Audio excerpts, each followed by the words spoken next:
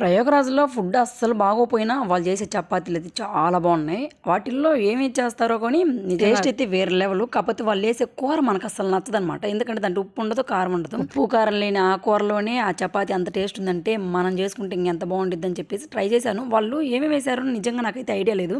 కాకపోతే ఊహించుకొని నేనైతే ఇలా చేశాను అనమాట. నిజంగా టేస్ట్ చాలా బాగున్నాయి. చేసుకోవడం కూడా చాలా సింపుల్ అబ్బా. ప్రాసెస్ అంతా కూడా చాలా ఈజీ అనమాట. ఏం లేదు, బంగాళదుంపలు బాగా ఉడకబెట్టుకోవాలి. ఎలా అంటే మనం మెదిపితే చేతితో మెత్తగా అయిపోవాలన్నమాట. అలా ఉడకబెట్టుకొని దాంట్లో ఉప్పు, కారం, ఉల్లిపాయలు, పచ్చిమిరకాయలు, కావాలంటే కొత్తిమీర, పుదీనా అన్నీ వేసుకోవచ్చు.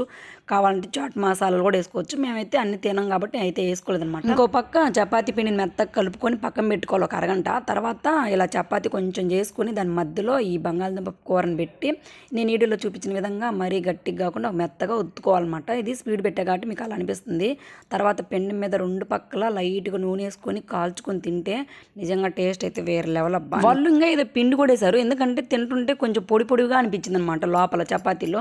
మనకు ఆ పిండి ఏదో తెలియదు కదా, మనం ఏదో అడ్డమైన పిండ్లన్నీ వేసి ఆ చపాతీని రాజు చేయడం ఎందుకని చెప్పేసి నేను బంగాళదుంప వరకు వేసాను. వాళ్ళు బంగాళదుంపతో పాటు ఏదో పిండి కూడా వేశారు. నిజంగా టేస్ట్ అయితే చాలా బాగుంది. పిండి లేకపోయినా కూడా ఇది కూడా టేస్ట్ అయితే చాలా బాగుందనమాట. నేను తిని బాగుంది బాగుంది అని చెప్పే కన్నా మీరు ఒకసారి ట్రై చేసి ఎలా ఉందనేది కామెంట్ చేయండి. నిజంగా చాలా అంటే చాలా బాగుంది. చపాతీతో మనం ఏది చేసుకున్నా బాగుంది. ఇంకా నాన్ వెజ్లో అయితే చెప్పనవసరం లేదు, తింటేనే కరిగిపోయిద్ది అనమాట. అంత బాగుంది. ఒకసారి ట్రై చేయండి అబ్బా. వీడియో నచ్చితే మాత్రం లైక్ చేయండి. మన ఛానల్ అయితే సబ్స్క్రైబ్ చేసుకోండి. ఓకేనా, బాయ్.